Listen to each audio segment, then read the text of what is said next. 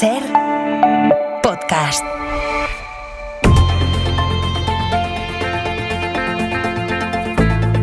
El Abierto. Ser Podcast.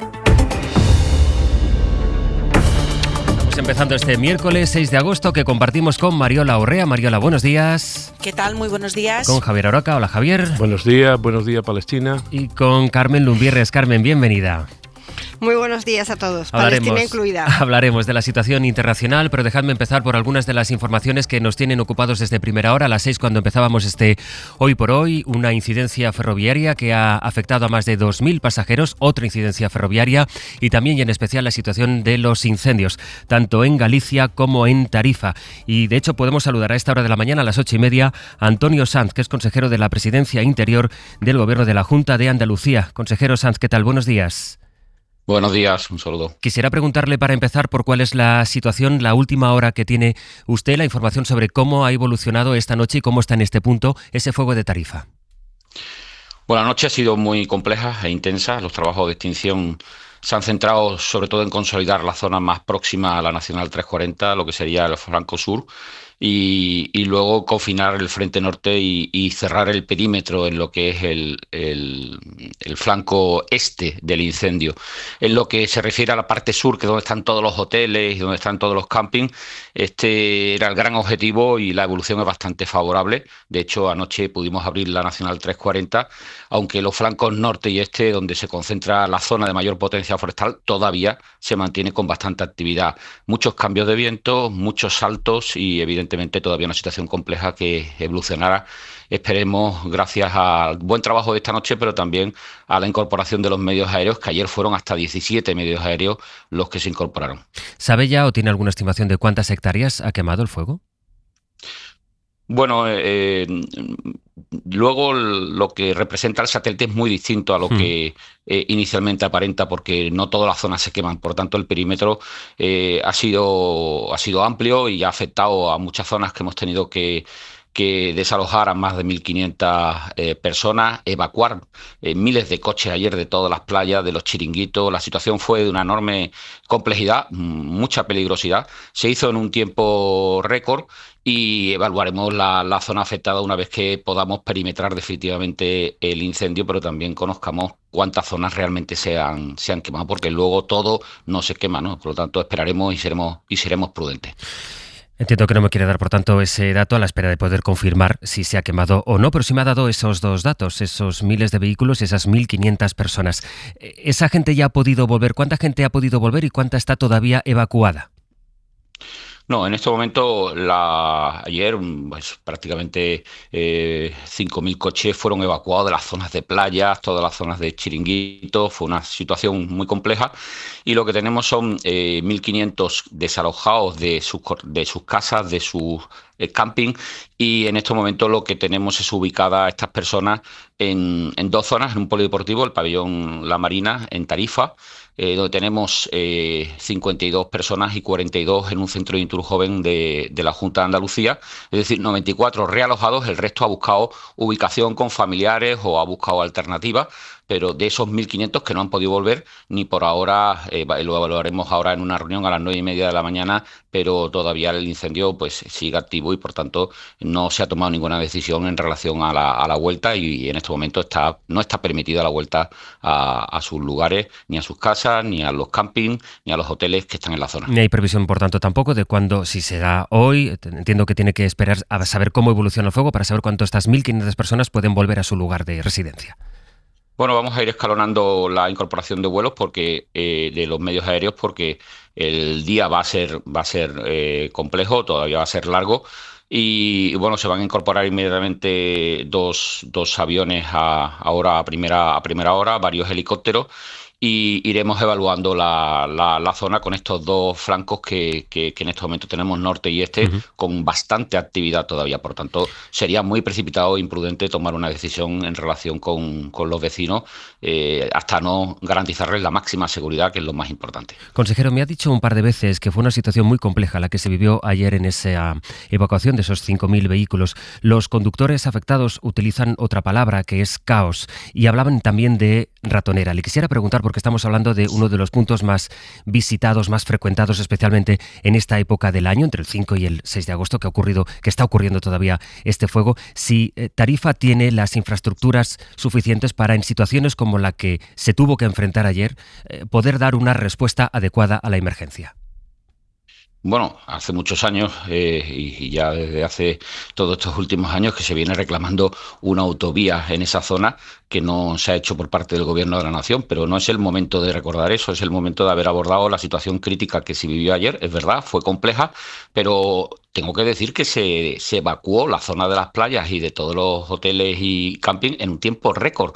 De hecho, cortamos la carretera y en muy pocos minutos, es verdad, en momento de mayor tensión, se logró dejar expedita la carretera, lo cual provocó, lógicamente, que la gente no se pudiera desplazar ni hacia Tarifa y hubo que desplazarla fuera hacia Facina, pero la situación, hubo un momento más tenso si saltaba el incendio la Nacional 340 y se iba a la zona de las playas y muchos más chiringuitos y muchos más hoteles, y eso se logró salvar. Por tanto, el éxito fue salvar esa situación y el segundo, evacuar en un tiempo récord, y tengo que decir que fue en un tiempo récord. Lógicamente, los primeros momentos son de más nervios, de más ansiedad de la gente, pero se hizo en un tiempo francamente récord, con una gran participación de los cuerpos de seguridad, de la Guardia Civil, de la Policía Local, de Protección Civil y, por supuesto, la participación en la extinción de los medios aéreos, repito, hasta 17, y luego de bomberos también de la provincia de Cádiz y del dispositivo Infoca. ¿Se confirma que el origen está en una autocaravana?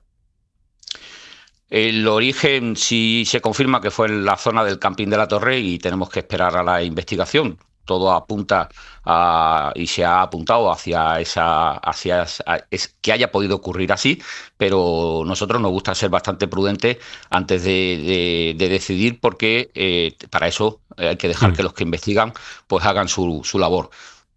Déjeme preguntarle ya por último por la otra incidencia, la ferroviaria, que ha afectado especialmente su comunidad, Andalucía, con 9 trenes de larga y media distancia que o bien circulaban por Andalucía o tenían esa dirección, y que ayer a última hora una caída de la tensión provocó que quedaran varados detenidos esos 9 trenes. La afectación, según el primer balance, es de más de 2.000 pasajeros afectados. ¿Tiene noticia de si se ha restablecido ya con plena normalidad el tráfico ferroviario y si la gente ha podido volver ya a sus destinos? Bueno, la verdad es que sí se vivió unos momentos y horas críticas también en Adif. La noticia que yo tengo es que a las 5:48 Adif nos informó al 112 en Andalucía que quedaba restablecida la circulación por ambas vías y había resuelto la avería. Entre tanto, multitud de incidencias y atenciones también sanitarias que hubo que hacer a determinados pasajeros, que hubo que trasladarlo a centros sanitarios, unos por ansiedad, otros por otras situaciones, pero realmente, una vez más, Andalucía tuvo que sufrir la falta de infraestructura, la falta de inversión del Gobierno de España en esta materia, pero sobre todo una situación de caos que, no, lógicamente, la gente está cansada, harta de que no se dé respuesta a este caos ferroviario, que cuando no es una avería es otra incidencia, pero que lamentablemente siempre nos toca a Andalucía, y por tanto lo que nos toca a Andalucía es que se hagan las inversiones de una vez por todas para corregir esta situación y las inversiones ferroviarias lleguen y garanticen que desde luego no sea un sin vivir coger un tren y no saber cuándo se llega. ¿Usted cree que pasa especialmente en Andalucía, que no ocurre en otras comunidades, consejero? Bueno, mire, lo que sí nos ocurre es todas las semanas a nosotros. Lógicamente afecta a otras comunidades autónomas, pero está ahí, es evidente, claro, que en Andalucía hacen falta inversiones por parte del Gobierno de España, por parte de Adif, y que todas las semanas nos vemos con incidentes. Hay provincias como la conexión de Huelva o la conexión con Algeciras, o determinadas también, no solo la alta velocidad, sino cercanías que son constantemente cortadas, las comunicaciones como consecuencia de incidencias, y siempre son incidencias, algunas veces pues, pueden ser incendios, pero la gran mayoría son como incidencias de fallo de la propia infraestructura de Adif. Antonio Sanz, consejero de la Presidencia de Interior del Gobierno de la Junta de Andalucía, le agradezco su tiempo y sus explicaciones. Esperemos que a lo largo del día podamos contar buenas noticias en torno al fuego de Tarifa. Un saludo y buenos días. Un saludo, buenos días, gracias a ustedes. Incorporo también a la conversación a nuestro compañero Edu Hernández. Hola, Edu. ¿Qué tal, Sastre? Buenos Para días. actualizar los datos de esta última incidencia que comentábamos ahora con el consejero y que nos decías a las 8 ha afectado a más de 2.200 pasajeros. Sí, como veníamos contando ayer a las 9 de la noche, hubo una caída de tensión por un problema en la catenaria entre las estaciones y Sevilla alta velocidad. Recordemos que Majarabique es un punto bastante importante en la red porque ahí hay un cambiador de ancho para trenes. El balance de esta incidencia es de 9 convoyes de media y larga distancia parados con 2.200 pasajeros. En este caso de Renfe, la incidencia en Wigo y en Irio tiene menor afectación porque tienen menos frecuencias operadas. Las conexiones de ciudades como Madrid, Málaga, Sevilla, Granada, Córdoba, Huelva y Barcelona quedaron afectadas durante algunas horas. Edu, ahora lo recordábamos con el consejero, él citaba las afectaciones de su comunidad, pero es verdad que en las últimas semanas y meses hemos visto varias incidencias y además muy parecidas a esta última. Sí, en estas últimas semanas llevamos varios problemas que se acumulan especialmente en la línea de alta velocidad Madrid-Andalucía, ya sea por incidencias en la infraestructura o por problemas en un tren. El 4 de agosto tuvimos retrasos de hasta 3 horas en esa línea por un problema en un convoy. El 5 de agosto un problema de señalización entre Córdoba y Sevilla. Y si echamos la vista más atrás, el 31 de julio otro problema similar, pero entre Yeles y Urda, y que no terminó de estar resuelto hasta el 3 de agosto. Esto en Andalucía. En la línea Madrid-Galicia hemos tenido algún problema puntual y mínimo, y en la Madrid-Barcelona, ojo, se han tenido que retirar y sustituir 5 trenes de la rama Talgo-Abril, los que dieron numerosos problemas el verano pasado y que en este caso estaban prestando servicios de hablo. Todo ello por fisuras en los bogies, es decir, en la parte baja, los ejes y las ruedas. Ahora tendrá que ser Talgo quien se haga cargo de poner estos nuevos repuestos porque les obliga el contrato. Edu, gracias. Hasta luego. Tenemos por delante otro día, por tanto, en que el debate político, el que haya, porque es verdad que está en mínimos, que es agosto, seguro que gira en torno a esta incidencia. Por completar la descripción del panorama con los incendios, el otro fuego que preocupa está, lo decíamos, a las 8 en Ponteceso, en A Coruña. Los vecinos de la parroquia de Cormealdea han tenido que pasar la noche fuera de sus casas. Y vamos a ir todavía a París. Lucía Riera, Francia, ¿qué tal? Buenos días.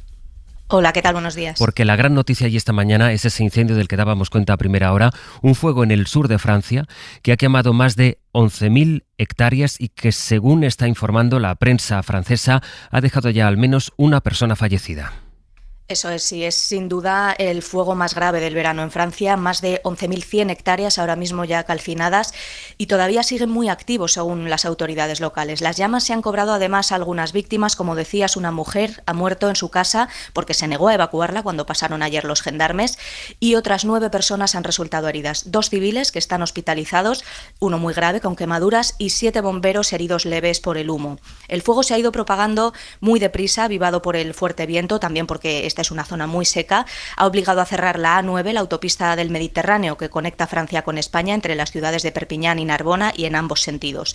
1.500 bomberos han estado trabajando toda la noche y otros 320 se han sumado hoy y esta mañana se han reanudado también las tareas de extinción desde el aire. A las 5:30 se ha publicado un comunicado, la prefectura de la zona, para hacer un balance. Los daños materiales, dicen, aunque provisionales, ascienden a 25 casas dañadas, una treintena de vehículos quemados y 2.500 hogares que se han quedado sin electricidad. 500.000 de personas también han sido desalojadas de 2 campings al otro lado de la A9 y toda la población ha sido llamada a confinarse en sus casas. El fuego, que se desató ayer a las 4:15 de la tarde en el departamento de Aude, en el distrito de Carcassona, ya afecta a 15 comunas. Este departamento está en alerta roja por incendios forestales desde el martes por la ola de calor en la región mediterránea y las condiciones, como decimos, pues son todavía muy desfavorables hoy para la extinción. Mientras tanto, a partir de esta mañana los gendarmes inician una investigación para conocer las causas del incendio. Uno de los grandes fuegos en este verano en Europa, este de Francia, del que también seguiremos pendientes. 11.000 hectáreas afectadas y de momento los bomberos siguen trabajando en él. Una mujer que no quiso abandonar su casa, que no atendió a la recomendación de evacuarla, ha fallecido en este fuego. Lucía, gracias.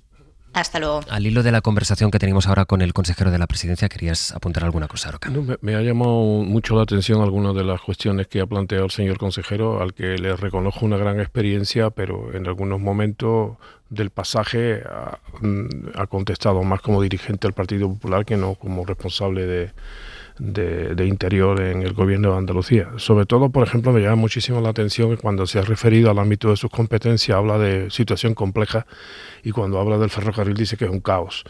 Bueno, en fin, yo creo que las cuestiones terminológicas también son importantes, pero para los que no sois andaluces y no tenéis por qué saber estas cosas, decir que, por ejemplo, la autovía a la que se ha referido, la autopista hasta Algeciras, es una competencia del Estado, que en un momento determinado fue objeto de una permuta. La Junta de Andalucía cumplió construyendo la autovía del Toro, de los pueblos blancos, y la otra está parada, pero está parada no por este gobierno.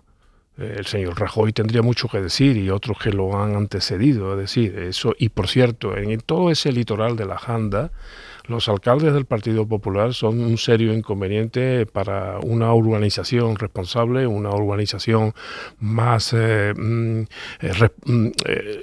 teniendo en cuenta la ocupación territorial para que no se produzcan estas situaciones tan complejas a las que se ha referido el señor consejero. Por cierto, en cuanto a las inversiones ferroviarias, totalmente de acuerdo. O sea, Andalucía siempre ha sido la dejada, pero con gobierno del Partido Socialista y gobierno del Partido Popular. Se ha referido a la conexión con Algeciras. El tren original de Algeciras, para que se hagan cuenta los que vivís de Despeñaperro para arriba, fue iniciativa de una empresa, una compañía gibraltareña. Estamos hablando del siglo XIX. Desde el siglo XIX hasta ahora, ahí han empezado a hacerse ahora algunos avances. Es una línea sin electrificar, en donde se ha paseado muchísimos dirigentes del Partido Popular en el gobierno diciendo que iban a terminar. Nunca la ha hecho. Por tanto, me parece muy bien el lamento del consejero diciendo que Andalucía está olvidada.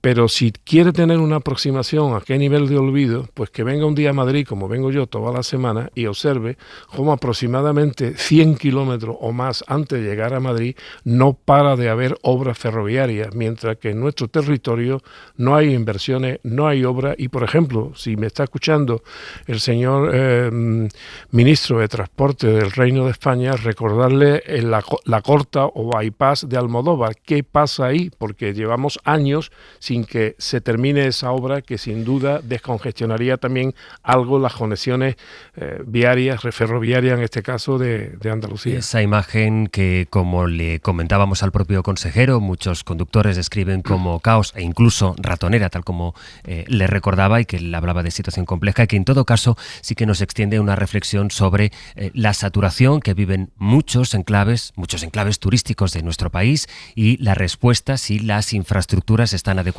no solo para dar servicio a la población, que se multiplica en muchos casos exponencialmente, sino también para responder a situaciones de emergencia como la que se vivió ayer en Tarifa. Ojalá que las cosas vayan mejorando hoy. Queríamos empezar con esta reflexión, sobre todo para ubicar cuáles son los elementos informativos en torno a la incidencia ferroviaria resuelta ya a primera hora de esta mañana, después de una noche muy larga para más de 2.000 personas, y también de los incendios de los que estamos pendientes. En la cadena SER, Hoy por Hoy, con José Luis Sastre. Y con Carmen Lumbierres, Mariola Orrey y Javier Aroca en el análisis, a partir de ahora ya, del sonido de la noche. Este homenaje que venimos escuchando desde las 6, homenaje en Hiroshima, en el momento exacto en el que cayó hace hoy 80 años la primera bomba nuclear. En un escenario inquietante, además, en toda la escena internacional. Lo último, ya saben que son la polémica en torno a los aranceles, que mañana entrarán en vigor, los de Estados Unidos al mundo, y ahora con esta amenaza que pronunció ayer Donald Trump de subir al 35% los aranceles de Europa, después del famoso posado entre él y Ursula von der Leyen en Escocia, en el campo de golf que tiene Donald Trump allí. Vamos a Nueva York. Leire Santos, buenos días. Buenos días. Además, Leire, con un tono que vuelve a ser amenazante para Europa, de Donald Trump, si es que Europa no invierte 600.000 millones que dice Trump que tienen comprometidos con Estados Unidos. La Unión Europea se comprometió hace solo 10 días a inyectar 600.000 millones de dólares en la economía estadounidense a cambio de unos aranceles más bajos que los del resto del mundo, un 15%. Pues bien, en una entrevista en la CNBC le han preguntado a Trump que qué pasa si Europa no paga, si incumple su palabra. Y el presidente Trump ha respondido así. Well, then they pay tariffs of 35%. No, they brought down their tariffs. Amenazando a la Unión Europea con un 35% de aranceles. Las nuevas tasas entran en vigor mañana. Europa se plegó ante las exigencias de Trump porque quería evitar una guerra comercial a toda costa. Y ahora Trump habla así de Europa. Dice, nos van a dar 600.000 millones de dólares para invertir en lo que yo quiera. Puedo hacer lo que me dé la gana con ese dinero. Se han aprovechado tanto de nosotros que ya es hora de que paguen. Y van a pagar. Y no solo es Europa. Trump ha dicho también que la semana que viene impondrá nuevos aranceles a los semiconductores semiconductores y a los chips y que tiene planes de subir las tasas a los productos farmacéuticos incluso hasta el 250% en el próximo año y medio. Y todo esto mientras, ya digo, los aranceles entran en vigor mañana y hay muchas cosas pendientes de saber todavía. Algunos países siguen negociando. Por ejemplo, la presidenta de Suiza ha viajado a Washington para presentarle a Trump una oferta más atractiva. Entonces veremos qué pasa, porque hasta mañana queda mucha tela que cortar. Desde luego, y más siendo Donald Trump el que está implicado. Leire, gracias. Adiós, gracias. A todo esto y en este contexto está Mariola, esta información que publica hoy en su primera El Diario del País, que dice que el gobierno español ha frenado la compra de aviones de combate de Estados Unidos. En 2023, España presupuestó 6.200 millones para este programa. Y ahora renuncia a estos cazas porque dice que la inversión en defensa se tiene que hacer en Europa. Por tanto, congela esto, que se produce además en un momento de malestar, preocupación en Bruselas, pero sobre todo malestar en Washington por el hecho de que España, lo hemos comentado varios días en la tertulia, haya contratado a la tecnológica china Huawei, para que se haga cargo de almacenar digitalmente las escuchas que haga la Guardia Civil o la policía por mandato de los jueces. En todo este contexto tenemos esta situación de tensión, digamos, entre España y Donald Trump en tensión con Europa otra vez. Yo creo que estos perfiles políticos, como el de Donald Trump, que configuran la acción política como una especie de pelea donde el resultado solo puede ser suma cero, uno gana lo que el otro pierde, hay que considerar que defender tus posiciones, y ahora me refiero a la posición que tiene España, pero también a la posición de la Unión Europea, exige contar con cómo aborda Donald Trump y este tipo de actores políticos, que además cada vez abundan más en la comunidad internacional, la supuesta debilidad que tú evidencias. Y creo que sin este contexto, sin tener en cuenta todas estas circunstancias que parecen más aspectos puramente psicológicos, pero que no lo son, sino que son modos de operar en la acción política, yo creo que si ignoramos esta circunstancia podemos acabar conduciéndonos a opciones de acuerdo francamente negativos para España y desde luego para Europa. Y en este sentido señalo que los acuerdos de la Unión Europea lo único que hacen es evidenciar esa debilidad política de la Unión Europea, debilidad que detesta un personaje como Donald Trump. Y, sin embargo, la reacción adoptada en el caso de España evidencian las ganas también de hacer frente a quien pretende hacer uso y abuso de su posición de dominio en cuestiones comerciales o en cuestiones de seguridad y defensa. No digo yo que sea fácil cualquier negociación con un personaje como Donald Trump y con un país como Estados Unidos. Ni mucho menos pretendo señalar que cualquier otro ejercería esa posibilidad de negociación con más arte que la que ha evidenciado Ursula von der Leyen. Pero lo que sí que quiero señalar es que creo que a posiciones como las que manifiesta Donald Trump difícilmente se les acalla, mostrando debilidad y mostrando sumisión. Y creo honestamente que valdría la pena, no sé si la expresión es sacar los dientes, pero sí desde luego marcar un poquito más de contundencia, porque Europa tiene en aspectos comerciales fortaleza como para, en cierta medida, manifestar y pedir cierto respeto en la manera en la que se nos trata por parte de Estados Unidos. Y creo que la Unión Europea, pues hasta el momento, ha perdido esa posibilidad de hacerlo. Carmen.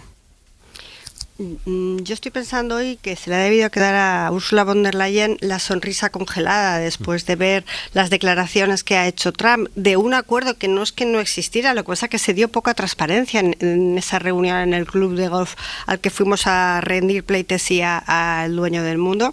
Y se entiende también mejor las valoraciones del presidente Sánchez cuando se le preguntó por qué le parecía el acuerdo y dijo que valoraba el esfuerzo pero sin ningún entusiasmo. Claro, si unes esa declaración atención a la noticia que hoy saca El País en portada, en que vamos a retrotraer las compras de aviones a Estados Unidos, la posición del gobierno de España también de no llegar al 5% de inversión de la OTAN, sino de seguir manteniéndose en el 2%, más lo de la contratación de Huawei que estabais recordando, es evidente, como dice Mariola, que España es una isla dentro de la órbita de la Unión Europea que intenta presentar un poco más de resistencia, un poco más, aunque sea muy difícil, frente a las idas y venidas de Donald Trump con esas pizarras, como si fuera el profesor chiflado, en el que sube y baja los aranceles según le conviene a él y según le conviene a la política interior. No solo es que no hayamos plantado suficiente cara, sino que aparte del acuerdo de los aranceles, estas otras dos partes que se comentaron muy poco a finales de julio, como fueron los 750.000 millones de dólares que nos hemos comprometido a invertir en energía estadounidense cuando ni siquiera tienen esa capacidad y supondría que nosotros seríamos absolutamente dependientes del mercado norteamericano. Ursula von der Leyen a The Telegraph dijo que esto era beneficioso para Europa porque nos hacía menos dependientes del chantaje energético ruso. O sea, han intentado vender de alguna manera esta parte, para mí, claudicación, y además uniéndole que los 600.000 euros a los que tenemos que gastar en Estados Unidos, como dice Donald Trump, no nos preocupemos europeos porque eso lo van a hacer las empresas privadas, ¿no? Yo creo que esta rendición total de esta nueva Comisión Europea, que viene avalada por la debilidad no solo de la Unión, sino lo dije el otro día, de cómo han crecido las fuerzas ultras en países muy importantes como Alemania o Francia, es la explicación de por qué nos encontramos donde nos encontramos. La evolución del incendio de Tarifa, que sigue activo, no permite de momento el regreso a los hoteles y a los campings desalojados de las más de 1.500 personas que han sido evacuadas, según nos acaba de decir aquí en Hoy por Hoy el consejero de Presidencia e Interior de la Junta de Andalucía, Antonio Sanz. Muchos cambios de viento, muchos saltos y evidentemente todavía una situación compleja que evolucionará. Esperemos, gracias al buen trabajo de esta noche, pero también a la incorporación de los medios aéreos, que ayer fueron hasta 17 medios aéreos los que se incorporaron. En media hora habrá reunión de los responsables de la lucha contra este incendio, cuyo alcance no ha querido especificar el consejero, que también ha evitado confirmar si el origen de las llamas estuvieron, como se sospecha, en un incendio previo en una autocaravana. El de Tarifa, sin embargo, no es el único fuego del que estamos pendientes hasta ahora, Bayo. Sí, en Galicia se mantiene activo el nivel 2 de alerta por el incendio en Ponteceso, na Coruña, que ha consumido ya 60 hectáreas, aunque a esta hora el más preocupante es un incendio fuera de nuestras fronteras, en el sur de Francia, entre Narbona y Carcassonne, que mantiene cortada la autopista que conecta al país vecino con España a través de la Junquera. Esto está causando problemas graves en ese punto clave para el transporte de mercancías y de pasajeros. Barcelona, Sergi López, última hora. Este importante incendio se ha cobrado ya la vida de una persona, ya hay 9 heridas, una de ellas con quemaduras muy graves. El fuego ha acabado ya con 11.000 hectáreas y las autoridades francesas han pedido que se eviten los desplazamientos en toda la zona cercana al incendio entre Narbona y Carcassonne. Precisamente la autopista A9, la vía más importante que conecta Francia con la frontera española, está cortada en Narbona hasta Perpiñán. Por ese motivo, los viajeros que tengan pensado hoy salir dirección Francia tendrán que irse de la autopista en la salida de Perpiñán Norte y no se podrán reincorporar hasta Narbona. Desde Cataluña, el humo que provoca este incendio se puede ver y oler desde diversas localidades del norte de Girona, como Culera, La Escala o el Port de la Selva. Son más de 1.800 los bomberos desplegados para tratar de atajar esas llamas en el sur de Francia, que han devorado ya 11.000 hectáreas y que, como nos decía Sergi, han dejado 9 personas heridas y una persona fallecida.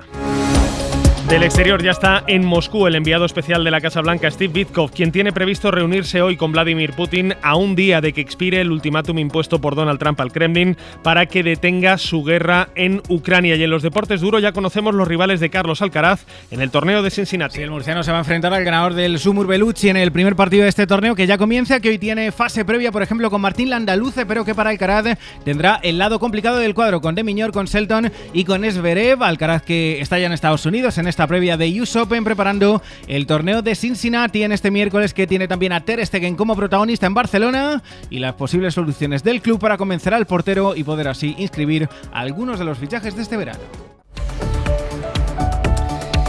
Y en el abierto de hoy con Mariola Urrea, con Carmen Lumbierres y con Javier Aroca, quien vamos a escuchar ahora en tu análisis, Javier, de cómo han cambiado las cosas, si es que han cambiado algo más allá de lo declarativo.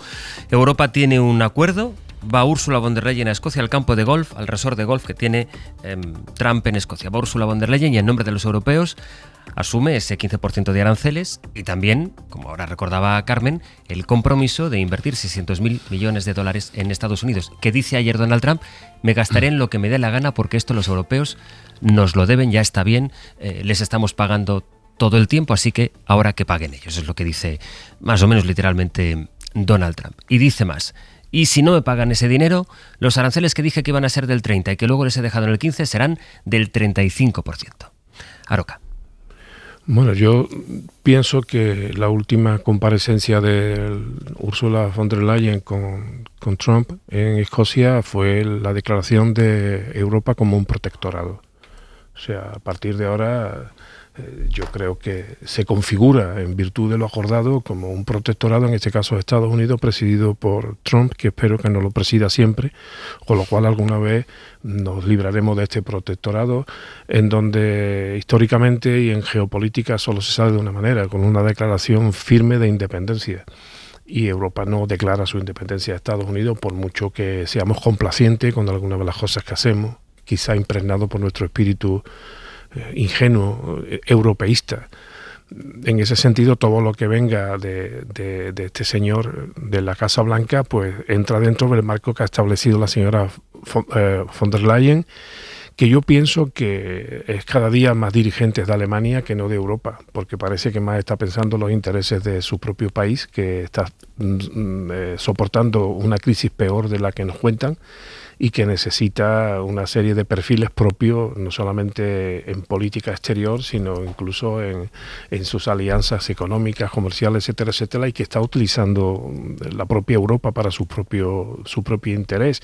Y en ese sentido, me parece que quien está haciendo y llevando a cabo una actitud, no me gusta la palabra, pero la voy a decir para que se entienda, más patriótica desde el punto de vista europeo, es Pedro Sánchez. O sea, Pedro Sánchez, ¿qué ha hecho? ¿Ha hecho algo que no tenga sentido?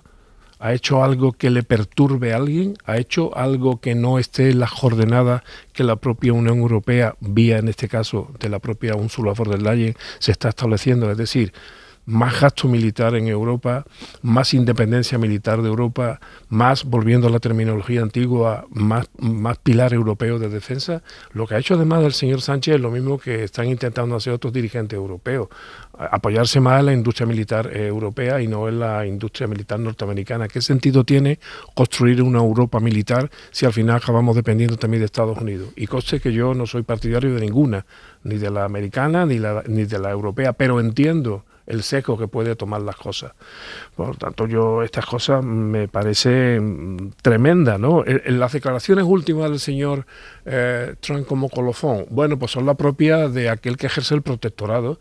¿Qué hacían? ¿O qué hacíamos nosotros, que también tuvimos nuestros protectorados? Pues practicar una política extractiva. O sea, tú extraes todo lo que pueda del que tú supone que es tu protegido. Lo extraes todo.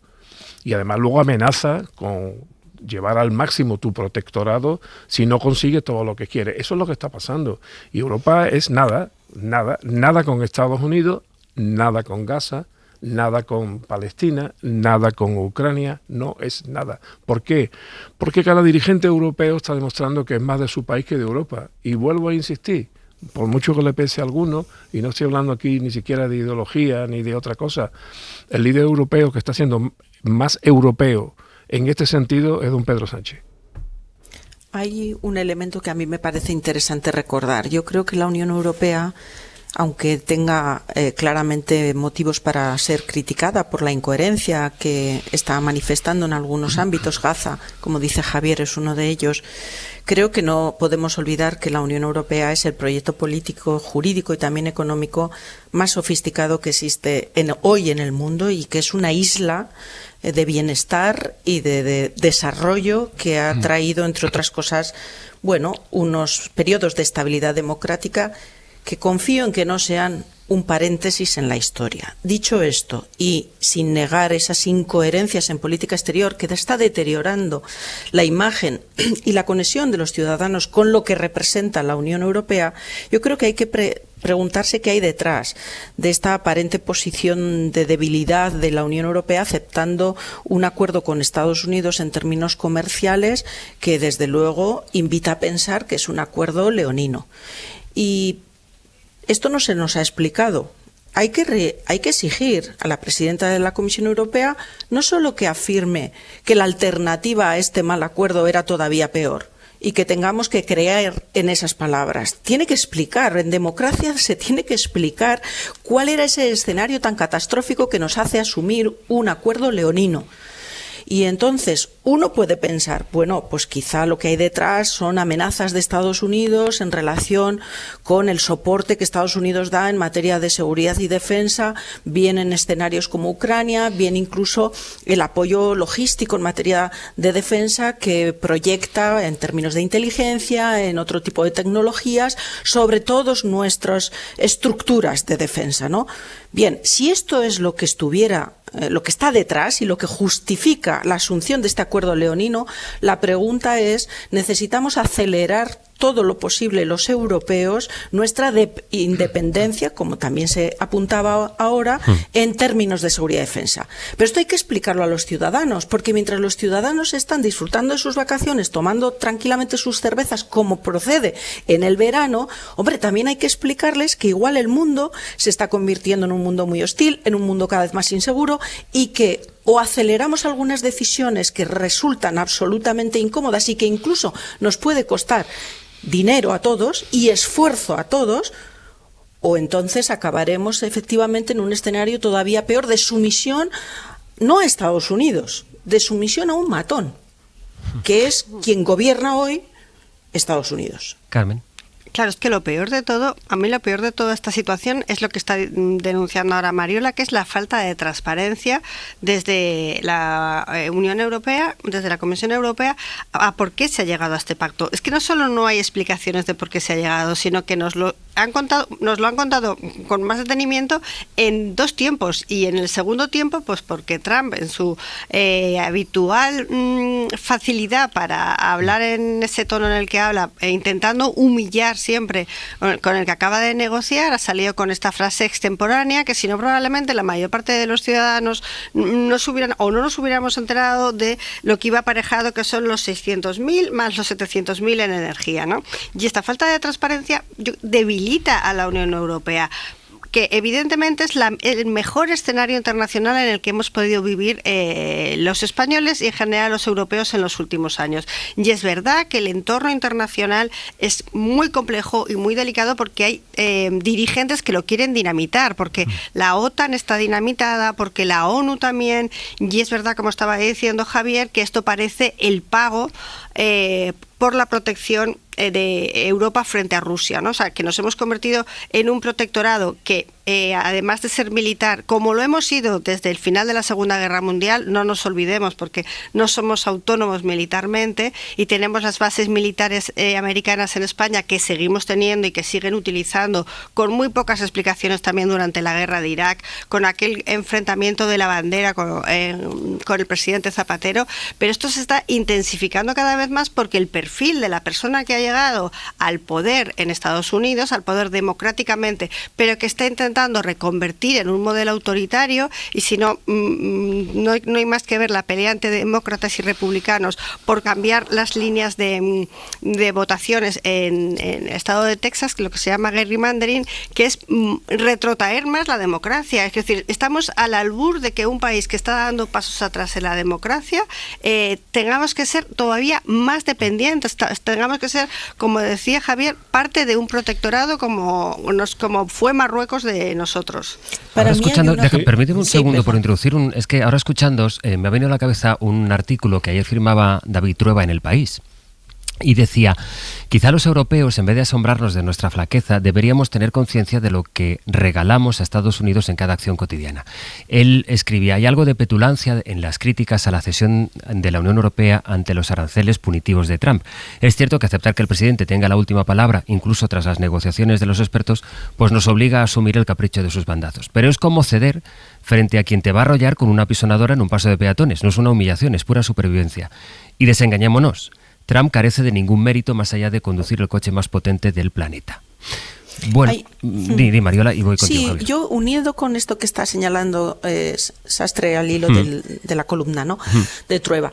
Para mí hay una pregunta que creo que creo que a los ciudadanos hay que plantearles, y en función de lo que están dispuestos a responder, eso configura el perímetro de la acción política de los europeos y también de los españoles frente a esta realidad geopolítica que tenemos, ¿no? Y sería así: ¿qué coste estamos dispuestos a asumir los ciudadanos para que Europa, y España también, obviamente, sea más autónoma estratégicamente de Estados Unidos y tenga una capacidad de acción y de supervivencia en un mundo más hostil, más inseguro, como es el que se está configurando en este nuevo desorden mundial? Javier. Bueno, yo antes se ha dicho que el problema era la transparencia. Bueno, tal vez hace falta más transparencia. Siempre la transparencia es poca, ¿no? Pero yo diría que aparte de transparencia hay sordera. Sordera, claro, porque no queremos enterarnos de lo que pasa. Porque para conocer a Ursula von der Leyen no hace falta esperar a que vaya a rendir pleitesía a Escocia. Decía mi abuela que de tanto agacharte al final se te acaba viendo el culo. Y no he conocido mejor filósofa que mi abuela. Y claro, esta señora, decía yo, sordera. ¿Sordera por qué? Porque bastaría con leerse su intervención con motivo de su investidura, llamémoslo así, utilizando un término español, como presidenta de la Comisión Europea, para darse cuenta quién es Ursula von der Leyen y qué piensa de la guerra y qué piensa del gasto armamentístico y qué piensa de Europa como actor geopolítico en este concierto tan complicado, complejo, que es la palabra de moda hoy en el programa, al que nos estamos enfrentando. Por tanto, bueno, ahora mismo se dice, no, es que nos quiere proteger de Rusia. ¿Y quién nos protege de Estados Unidos? Porque si lleva a cabo su plan, me refiero a Donald Trump, y se queda con Groenlandia, que es un territorio que pertenece, con un régimen especial, a la monarquía danesa, que es miembro fundadora de la Unión Europea, de la Comunidad Económica Europea, entonces, ¿quién nos va a proteger de Donald Trump? Fundadora no. ¿No? Dinamarca no, perdón, se incorporó luego, sí, tienes razón. Tienes razón. En otra ampliación. Bueno, ¿quién nos va a proteger a nosotros de Donald Trump cuando decida, si es que lo decide? Porque ya ha amenazado, y hasta ahora todas las amenazas las está cumpliendo, de ocupar Groenlandia. Por tanto, yo creo que sí. Bueno, la prueba es que acabas de firmar un acuerdo con él para el 15% y ayer mismo está diciendo el 35%. Por eso digo, transparencia sí, pero curémonos de la sordera. Me refiero tanto a nivel europeo como a nivel español. Voy a cerrarlo aquí, pero porque ayer lo comentábamos en el caso de Brasil, que decía, nos parece muy lejano, pero es que en algún momento puede tocarnos a nosotros. Hoy mismo lo estamos viendo.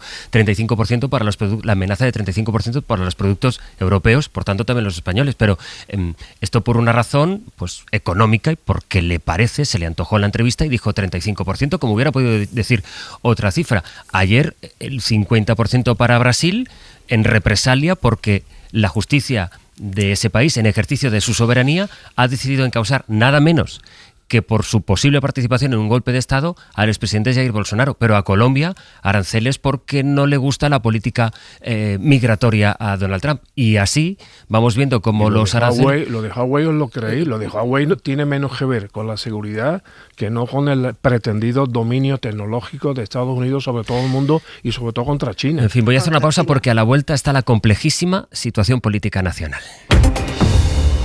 Les decía que vamos a ir entrando en el territorio político nacional marcado por dos asuntos. Uno, de nuevo, la gestión de la política migratoria y también por esa entrevista de la que ayer dábamos cuenta hasta ahora que concedió Santos Cerdán, la primera desde que está en prisión, al diario La Vanguardia. En realidad fueron unas preguntas que a través de sus abogados les hicieron llegar un par de compañeros, dos periodistas de este periódico, que no tuvieron la opción, por tanto, de repreguntar. Y había una de ellas, que es en la que se ha fijado el Partido Popular, en la que le decían, oiga, ¿y usted ¿usted puede descartar que haya habido financiación ilegal del PSOE? Y él decía, que yo sepa, no. Esto es una respuesta ambigua para el Partido Popular. Y luego había otra parte, David Junquera, buenos días.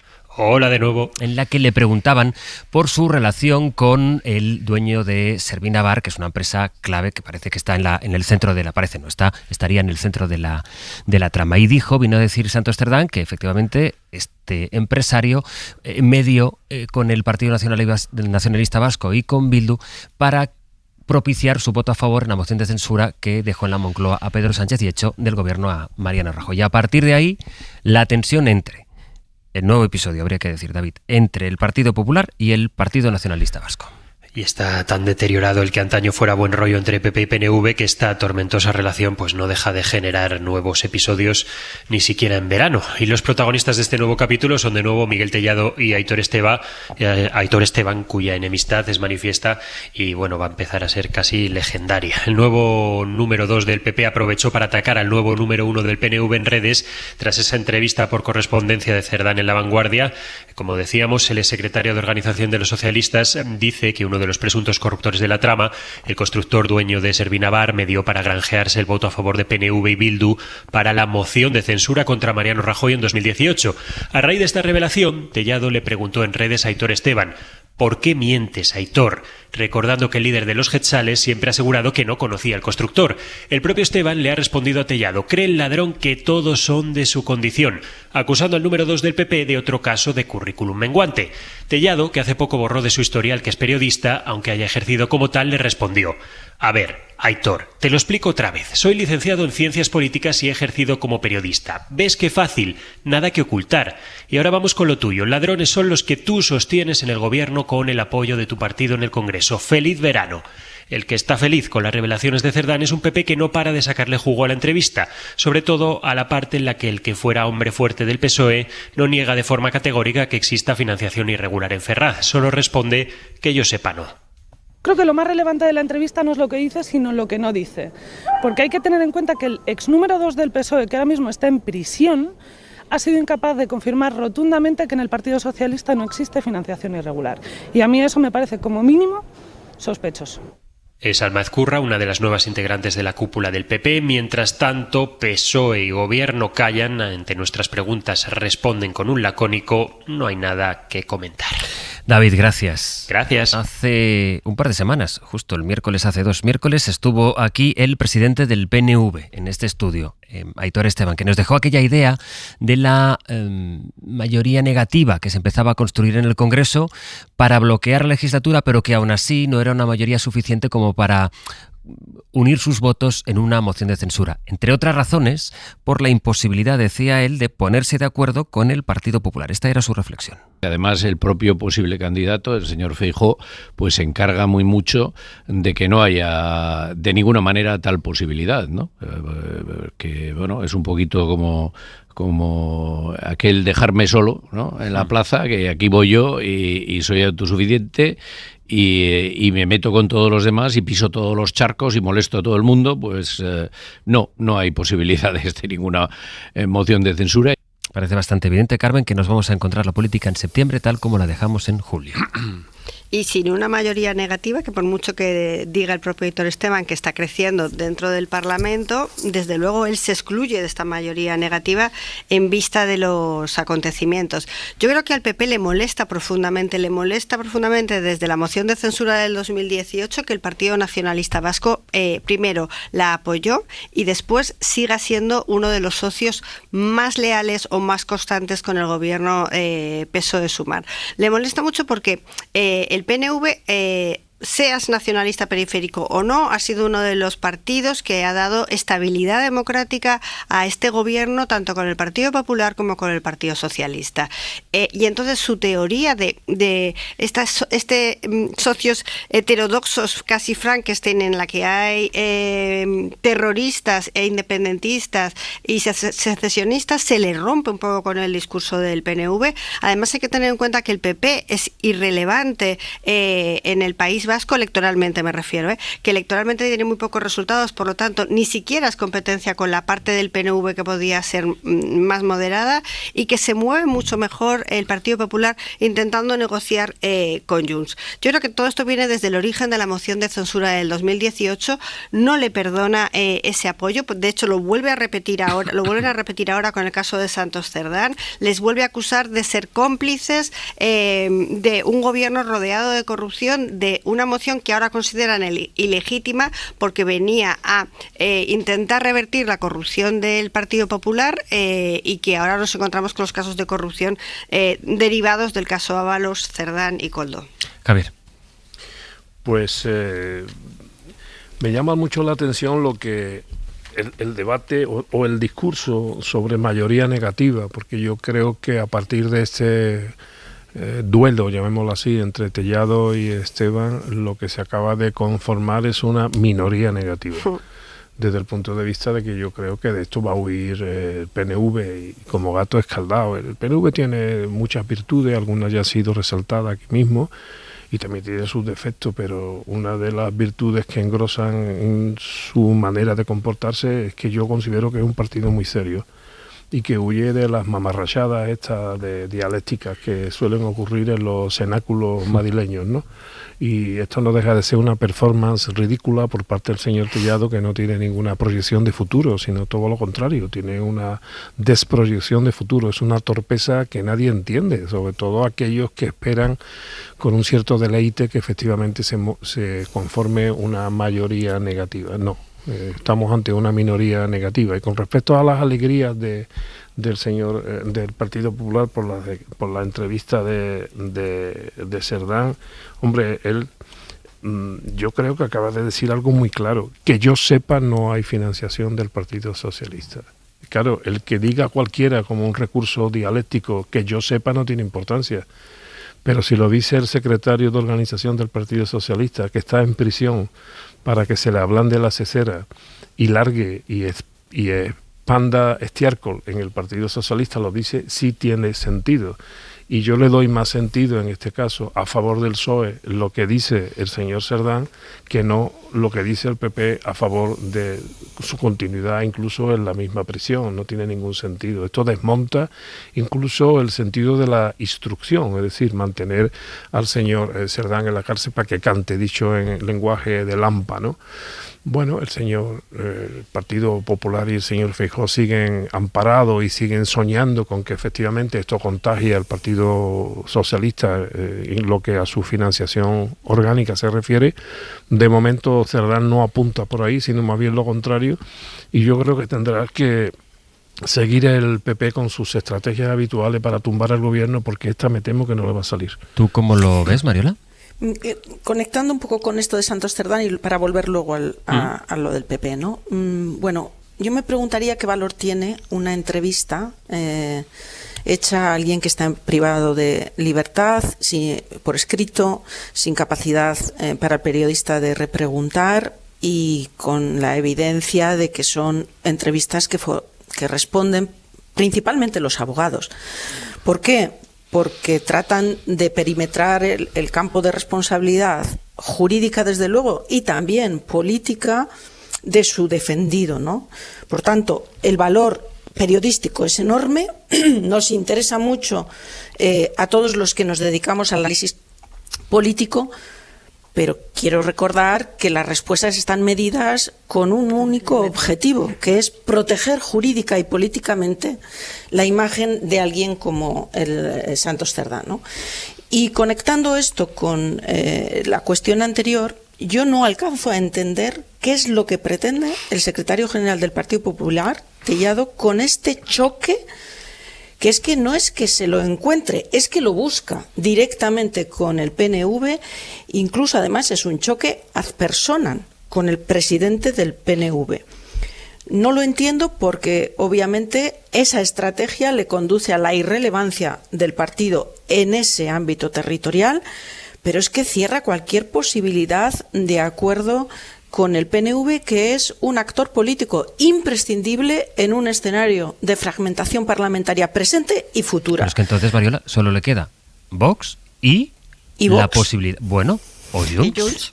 Claro. Bueno. A mí me cuesta ese escenario verlo. No digo, a corto plazo me cuesta ese escenario verlo. No me costaría mucho ir a la fonoteca, ¿eh? Bueno, declaraciones diciendo que Junts es un partido con nivel de Estado. No han pasado tantos veranos. Ya, pero la cuestión no es tanto lo que quiera el PP, sino lo que aspire Junts. Uy, pero eso sí que es una pregunta escolástica. No, pero por supuesto que es una pregunta, como tú señalas, escolástica.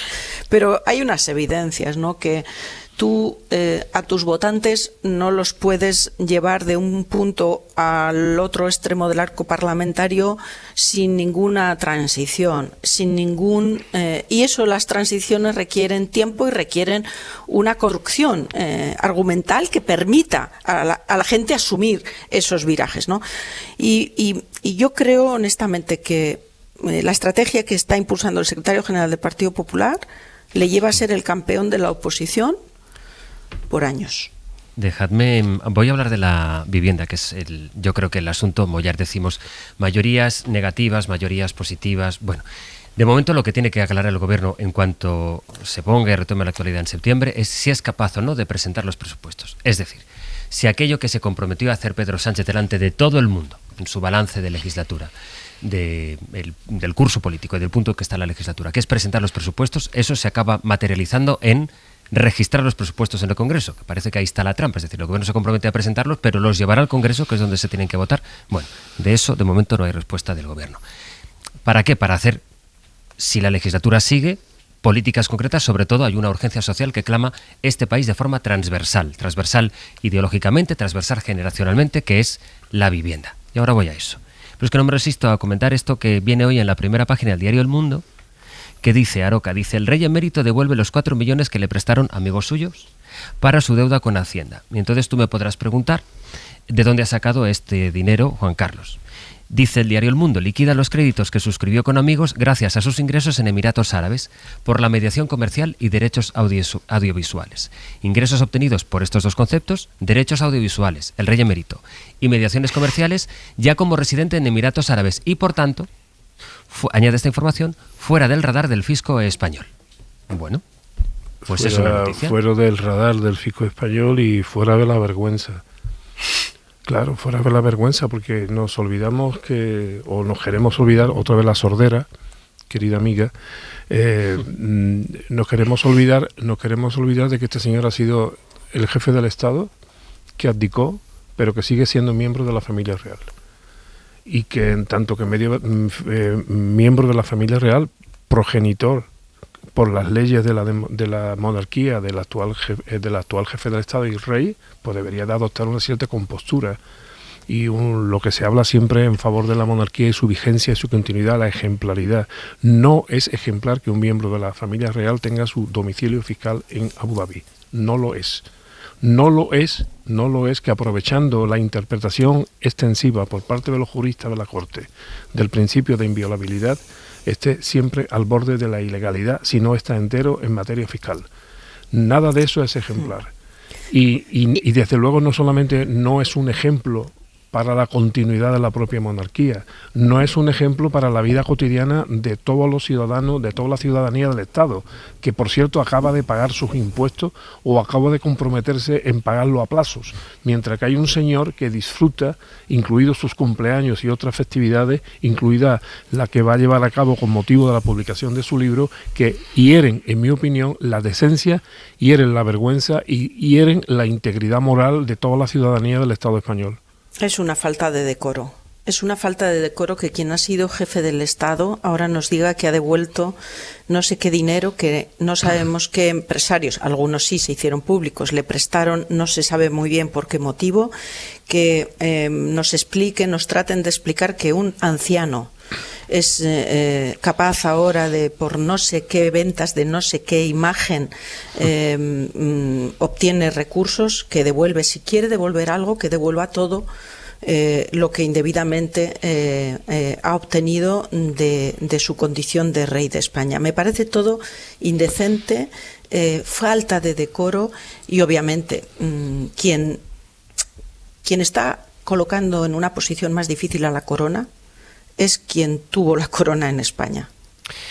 Y es que, si me dejas que es que me parece, aparte de la falta de decoro, que es que se está comportando como si estuviéramos hablando de un youtuber famoso que vive en Andorra y de que habla de que está explotado y que gracias a vivir ahí en el extranjero y gracias a sus ingresos audiovisuales le permite llevar este nivel de vida, gracias a no tener que pagar Hacienda. Es que veo las mismas declaraciones en el rey Juan Carlos que en Gref, por ejemplo, ¿no? Que es uno de los más reconocidos, o un criptobro de estos cualquiera que sale en YouTube y que hace exactamente las mismas declaraciones que este señor que fue jefe de Estado, que su hijo sigue siendo nuestro jefe de Estado y que además se va a dedicar también a publicar libros como hace cualquier youtuber de moda. ¿Me permites, Sastre, una última cuestión?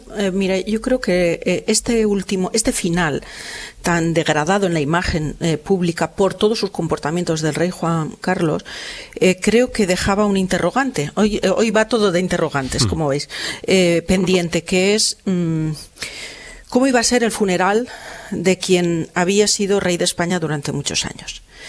Y creo que esto es algo que preocupa en quien tiene que tomar esa decisión, ¿no? Pues bien, yo creo que con todos y cada uno de los pasos que da mientras vive en el lugar donde está retirado, que a mí me parece que está muy bien ahí, pero cada una de estas noticias que conocemos despeja con más precisión ese último homenaje que algunos creen que se le debe servir y otros cada vez más pensamos que debe estar en cuestión. Bien, de momento la realidad de este país, les decía, tan alejada de la realidad que se pueda vivir o que algunos puedan vivir en Emiratos Árabes, es la realidad de la dificultad de poder acceder a una vivienda. Lo decimos, insistimos mucho en estos datos, con, por ejemplo, las cifras que pone sobre la mesa el Consejo de la Juventud, que dice que un joven cobra de media unos 1.000 euros al mes y necesita 1.200 para poder pagarse el alquiler y los gastos de ese alquiler. Y ayer conocimos las cifras que reflejan los máximos que vive el mercado inmobiliario. ¿Cómo se venden, a qué ritmo se están vendiendo las viviendas en nuestro país? Echábamos cuentas esta mañana. Aquí se venden unas 2.000 casas cada día. Estamos en los mismos niveles que se producían en España en el año 2007, es decir, en el año previo al estallido de la burbuja inmobiliaria. Pablo Anzola, buenos días. Hola, buenos días. Decimos, se venden viviendas como nunca, estamos en esos niveles, pero esa realidad contrasta con la crisis de acceso a la vivienda que sufre la mayoría de los que necesitan una. Así que la pregunta es, Pablo, si en este país se venden viviendas, 2.000 casas se compran cada día. Si los precios no dejan de subir, la pregunta es, ¿quién está comprando esas viviendas y para qué? Pues los datos que hemos revisado, Sastre, apuntan que en la España de hoy se está comprando más para invertir que para vivir. Para empezar, y esto ya nos puede dar alguna pista, porque buena parte de las viviendas se están comprando a tocateja. En torno al 50% de los compradores, algo menos a lo largo de la última década, no han necesitado una hipoteca para conseguir una casa. Mientras tanto, son muchos los que no consiguen ahorrar para comprar. Ni 2 de cada 10 viviendas que se venden, cuando deberíamos de estar entre 3 y 4 viviendas de las que se venden de demanda de emancipación, más o menos. José María Alfaro es el director de la Federación de las Inmobiliarias, así que apunta, solo 2 de cada 10 operaciones tiene detrás a gente que compra su primera casa, esos que normalmente tienen que pedir un préstamo para comprar. Sin embargo, cuando revisamos, cuando buceamos en el mercado hipotecario, las cifras también son contundentes, porque solo el 14% de las hipotecas que se piden en España se piden para conseguir una primera casa, para emanciparse, mientras que el 56%, eso es más de la mitad, se está hipotecando para invertir. Eso también está reforzando una componente, por así decirlo, especulativa, donde hay una parte relevante de la demanda que quiere comprar para alquilar en rentabilidad o que quiere comprar para reformar y vender. Por desgracia, la compraventa de primeras residencias no es que esté en un momento muy boyante, es decir, la demanda de emancipación vive momentos muy duros, donde seguramente en los últimos 20 o 30 años nunca ha habido menos demanda de emancipación que hay ahora, porque no pueden comprar. Bueno, esas son las viviendas que llegan a la gente. Si miramos las cifras del Colegio de Registradores, en torno al 12% de las operaciones, 1 de cada 10, el 12%, tiene detrás a personas jurídicas. La mayoría son bancos, en torno a un 5%, pero también fondos de inversión o promotoras inmobiliarias. Y casi otro 15% se lo están quedando extranjeros. La mayoría de ellos, por cierto, extracomunitarios, que tienden además a acceder a viviendas más caras. Así que parece que la vivienda no llega a quien lo necesita, necesita. Además, según el catastro, el número de grandes propietarios, esos que tienen más de 10 inmuebles, se ha disparado, Sastre, un 20% en la última década. Había otra cosa que nos contabas esta mañana, Pablo, que es la gran cantidad de gente que paga su casa a tocateja. Eso es, lo estaba comentando aquí. En la última década hablamos de en torno al 50% de operaciones al contado, en efectivo. Probablemente muchas de ellas tienen detrás también a esas empresas o esos fondos que comentábamos. Pablo, gracias. A vosotros. 2 de cada 10 compra-venta tiene detrás, Mariola, a gente que está comprando su primera casa. El resto es inversión. Bueno, me gusta mucho que desde este programa se le esté dando tanta relevancia informativa a la cuestión de la vivienda, porque yo creo que es uno de los grandes hits de la temporada, ¿no? Hay muchos campos para el análisis. A mí me gustaría detenerme solo en uno de ellos, que tiene que ver con recordar lo obvio, que el ámbito de la vivienda es una competencia que corresponde ejercer en su mayor parte al ámbito de las comunidades autónomas, aunque también el Estado tiene un papel no menor. Y la cuestión, por lo tanto, es la de siempre. Si estamos todos de acuerdo que la vivienda es un problema, si estamos todos de acuerdo que la vivienda es uno de los puntos en los que nos jugamos la calidad de nuestra democracia, porque el acceso a la vivienda, que es un bien esencial, está muy comprometido para capas sociales como los jóvenes. Por lo tanto, van a pedirle cuentas estos jóvenes al sistema democrático y van a dejar de confiar en él porque no responde a sus expectativas y a sus necesidades. Si esto es así y en esto estamos de acuerdo, es imprescindible que pidamos un gran pacto de país, un gran acuerdo entre el Estado y las comunidades autónomas, entre el Gobierno central y las comunidades autónomas, porque si no es imposible abordar todos y cada uno de los elementos que harían posible generar un parque de vivienda en unas condiciones de acceso más o menos razonables para todo el mundo. Pero obviamente el panorama político nada invita a pensar que transite por esta vía. Carmen. Yo es que no creo que, estando de acuerdo en que es la necesidad más relevante en política y en todos los ciudadanos, yo es que creo que incluso los modelos para salir de esta crisis repetida y cíclica no son iguales para los partidos progresistas y para los partidos, para el Partido Conservador, claro, y que si las comunidades autónomas no quieren aplicar una ley de vivienda, que yo no digo que en absoluto sea perfecta, y que el es que mercado hay insumisión. Por eso, claro, entonces por eso decía que es muy complicado que lleguen a un acuerdo en nada, porque es que están absolutamente en contra de ningún tipo de regulación, porque para ellos la regulación lo que hace es que contrae la oferta y sobre todo hay que conseguir que haya más oferta, digo en el Partido Popular, que se construya más, que se liberalice más suelo. Todos sabemos ¿Qué pasó con eso, ¿no? ¿Qué ocurrió en eso en este país antes de la crisis del estallido de la burbuja inmobiliaria? No estoy diciendo que la regulación también tiene cosas negativas a veces, ¿no? Que es la contracción de los propios propietarios que no quieren sacar sus viviendas al alquiler, y probablemente este también es uno de los motivos por los que ha subido la oferta de vivienda, sobre todo de segunda mano, de propietarios que la sacan para vender. Pero lo que está claro es que la vivienda sigue siendo en España un activo financiero, como pueden ser los fondos de inversión o como puede ser la especulación en bolsa. Y mientras eso ocurra, mientras los analistas económicos hablen de la vivienda como un valor refugio, al final va a acabar siendo, en tiempos de convulsión internacional, un sitio donde vayan a acabar para invertir las grandes fortunas, mientras que el resto de los ciudadanos necesiten 52 años de salario neto para poderse comprar una vivienda. Aroca. Yo creo que sí hay un pacto. Hay un pacto entre todas las comunidades autónomas gobernadas por el Partido Popular para boicotear la ley de la vivienda, que a mí me parece, por cierto, insuficiente. Pero hay un pacto entre las 11 comunidades para boicotear la ley de la vivienda, y hay un pacto de inacción para que sea el mercado el que gobierne algo que es una necesidad vital y que es un derecho consagrado en nuestra Constitución. Insuficientemente también, por cierto, en mi opinión. Pero eso es lo que hay, o sea, dejar que el mercado fluya. Hay un paraguas ideológico sobre todo esto, es el paraguas del neoliberalismo, del ultraliberalismo, que dice, oiga, el que tenga un piso como el que tenga 23, que no es lo mismo, por cierto, pues que deambule, que navegue y que gane dinero. Cuando la gente está comprando tanta vivienda y a tocateja y no es para vivir, hombre, la respuesta es muy fácil.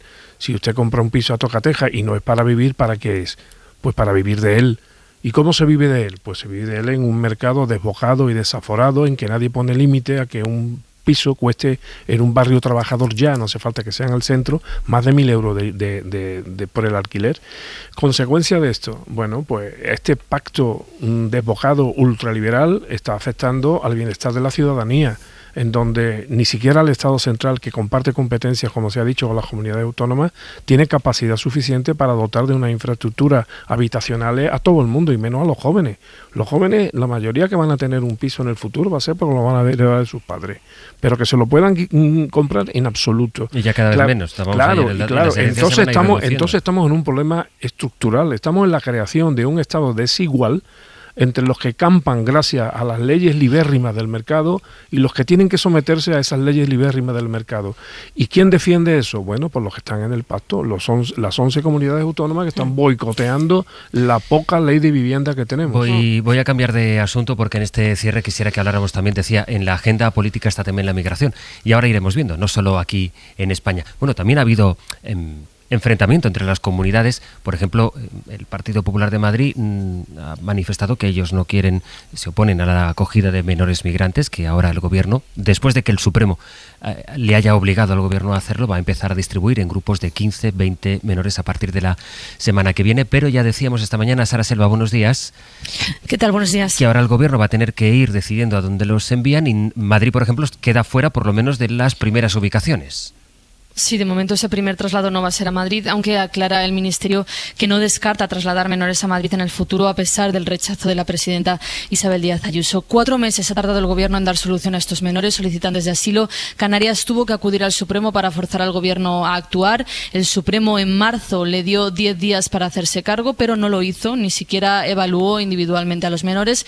En junio llegó un ultimátum del Alto Tribunal y no ha sido hasta ahora, hasta agosto, cuando han encontrado una solución. Estuvo anoche en Hora 25 la secretaria de Estado de Migraciones, Pilar Cancela, que justificaba así el retraso. Se ha tardado el tiempo necesario para que nos pudiéramos poner de acuerdo. Sobre todo había cuestiones de fondo que había que dirimir, y creo que Canarias celebra el acuerdo, dice Fernando Clavijo, que por fin se hace justicia con estos chicos y con Canarias, que ha soportado en solitario, asegura, este drama humanitario. Los traslados empiezan pues la semana que viene. El primero será muy reducido, de 8 chicos y chicas, y después se irán trasladando en grupos de unos 15 o 20. Esta es la previsión inicial, aunque puede cambiar si lo deciden el Gobierno y Canarias en las reuniones que mantienen cada semana. Están haciendo entrevistas individualizadas a los menores para analizar su situación. La mayoría, el 90%, vienen de Mali y tienen un perfil muy vulnerable. Hay niños, pero también niñas y adolescentes. Pues de eso hablamos también cuando hablamos de los menores migrantes, de los niños, adolescentes, menores migrantes. Gracias, Sara. Hasta luego. Decía, situación aquí en España, situación también, bueno, lo hemos comentado, empezábamos el abierto hablando de Europa, de los partidos euroescépticos, de las dudas con Europa. Bueno, y no solo de los partidos euroescépticos y fuera del ámbito estricto de la Unión Europea. Vamos a Londres. Lucas Font, buenos días. Hola, buenos días. El primer ministro del Reino Unido es laborista, es Keir Starmer. Y la decisión que ha tomado el primer ministro laborista del gobierno del Reino Unido es que va a hacer, como piden los partidos y los grupos ultras, va a publicar el origen de las personas que sean sospechosas de agresiones sexuales. Sí, aunque actualmente nada impide a la policía dar información sobre el origen étnico o la nacionalidad de los detenidos, el procedimiento habitual de los agentes es no ofrecer esta información para evitar entorpecer un eventual proceso judicial posterior. El gobierno laborista quiere cambiar esto y ha pedido a la comisión que está evaluando estos posibles cambios que entregue sus conclusiones cuanto antes, con el objetivo de modificar eventualmente las directrices que utiliza la policía en estos casos. Así lo ha explicado la ministra del Interior, Yvette Cooper. We do want to see more transparency in cases. We think local people Decía Cooper que es necesaria más transparencia y que la gente tiene derecho a recibir más información. De esta forma, el Ejecutivo quiere mostrar mano dura contra la inmigración y amortiguar los ataques del partido de derecha populista Reform UK, que está aprovechando el parón parlamentario para cargar contra las políticas migratorias del gobierno. El número de llegadas irregulares es más alto que nunca, y también contra el sistema de asilo. Uno de los últimos casos expuestos por los populistas ha sido la detención de de 2 hombres, supuestamente 2 solicitantes de asilo de origen afgano, acusados de abusar de una niña de 12 años. El objetivo de Reform UK es aumentar la indignación de una parte de la población contraria a las políticas de asilo y alentar las protestas contra el gobierno. De hecho, en las últimas semanas ya se han producido algunas manifestaciones delante de hoteles de acogida temporal de inmigrantes y aunque no han alcanzado el tamaño de los disturbios xenófobos del año pasado, tanto el Ejecutivo como las autoridades están siguiendo de cerca estas concentraciones para evitar nuevos altercados este verano. Esta es la imagen, sí, que quiere evitar que se produzca otra vez en verano, época además que pues Farage y los grupos ultras aprovechan para intentar controlar la agenda mediática y parece que tiene éxito también en la política con esta decisión de Starmer. Londres, Lucas, muchas gracias. A vosotros. Y también por decirlo, porque lo contamos cada día y que quede constancia también en este abierto de cuál es la situación en la franja de Gaza. Esta madrugada nos hemos encontrado la noticia de que además de las personas que murieron por los ataques del ejército israelí y que murieron de hambre porque no pueden acceder a la comida, porque lo bloquea el acceso de la entrada de ayuda humanitaria el ejército de Israel, lo que ha ocurrido esta noche es que al menos 20 personas han muerto porque ha volcado el camión, uno de los pocos camiones que entran, que circulaba por una carretera bombardeada, que apenas tiene medios para poder llegar y que en una de esas una avalancha de gente hambrienta ha intentado llegar a ese camión. El camión ha acabado cediendo, ha volcado sobre la multitud, al menos 20 fallecidos según el gobierno de Gaza, que controla Hamás y que ha hablado también de decenas de personas heridas. Esa sigue siendo la realidad, mientras Netanyahu ha tenido que dejar para mañana la reunión con la cúpula de su ejército para ver si les convence para que ejecuten su plan, que consiste en la toma completa del territorio, que es ahora mismo lo más parecido al infierno en la tierra.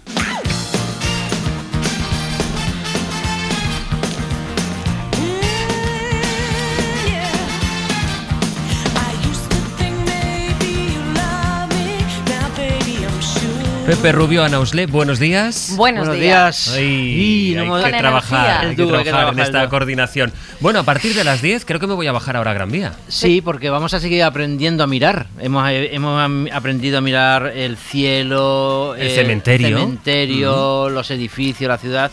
Hoy vamos a aprender a mirar la ropa, la moda. Y lo vamos a hacer con Ana Velasco, la autora de la moda española 1898-1936, una experta en moda. Y vamos a ver, pues eso, a mirar las prendas, los estilos, los tejidos, el por qué y por qué todo vuelve, porque curiosamente en 2025 me he dado cuenta que han vuelto muchas cosas del siglo XIX, muy fuerte. Bueno, por algo será. Sí.